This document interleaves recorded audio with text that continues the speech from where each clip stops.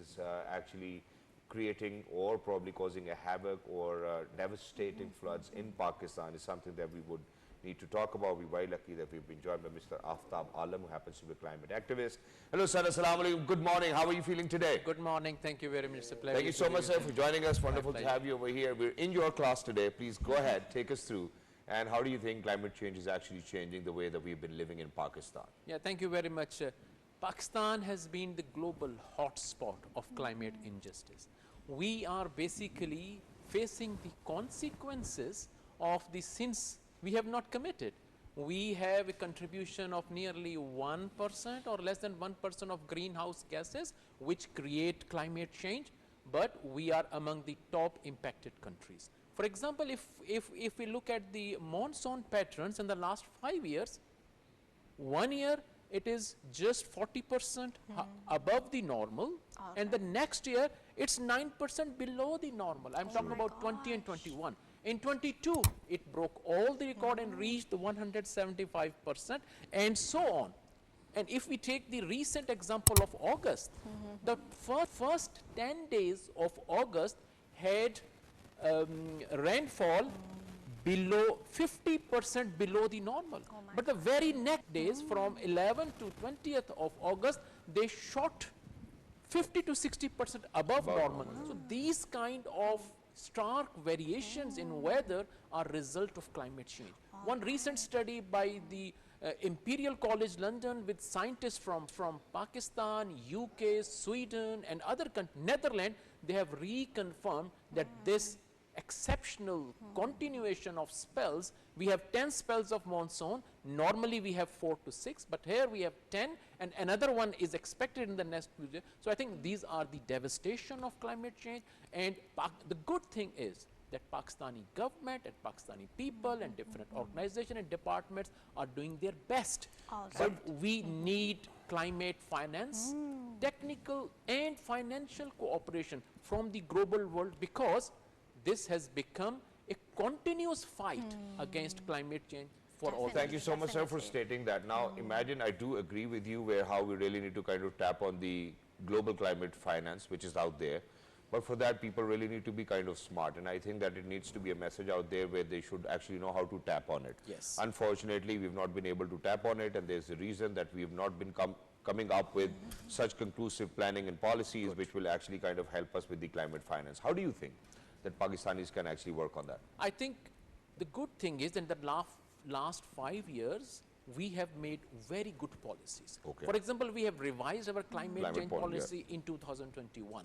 We have brought our climate adaptation plan in 2023. And different provinces have also brought their climate change policies. The most important thing is to go to the implementation. And I think there we have to improve. And when we will be implementing these policies, we will be coming up with much stronger and capable bankable projects. And I think it's very important to tap the resource, the huge resource of youth that we have throughout the country. And we can do two things. One, to build their capacity, to strengthen their initiatives, to involve them in policy making and implementation process. And one thing more, we have to bring climate change into each and every discipline of universities, education and other secondary education. We do. So I think that is very important.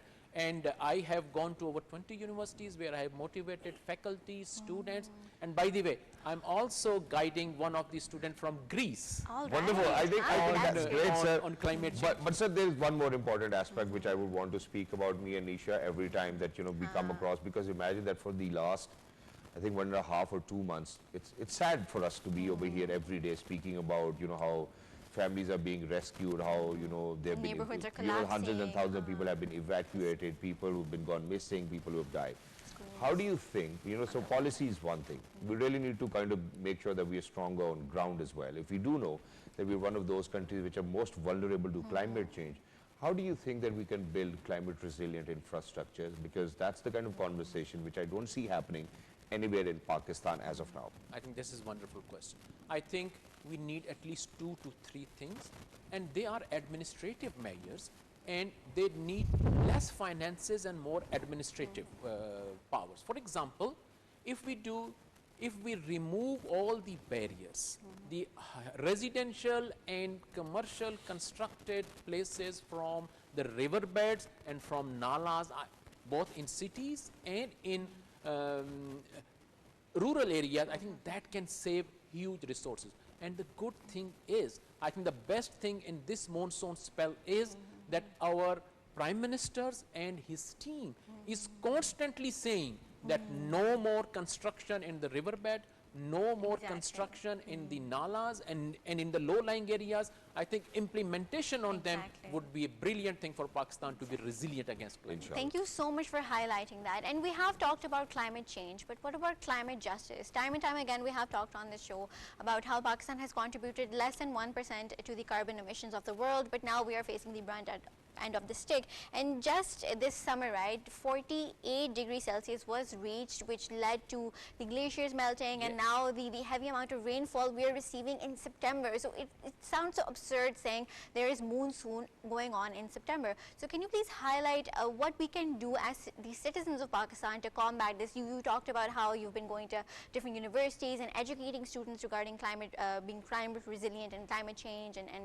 practicing the good practices to lead us to a better Pakistan. I think this is a wonderful question once again. Before coming to that question, I would like to, because you talked about climate injustice and justice, I would talk about what we are, of course, what we should do, but what the world should do. I think at this point of time, the world is making their carbon reduction plans. All right. The deadline, initial deadline was February.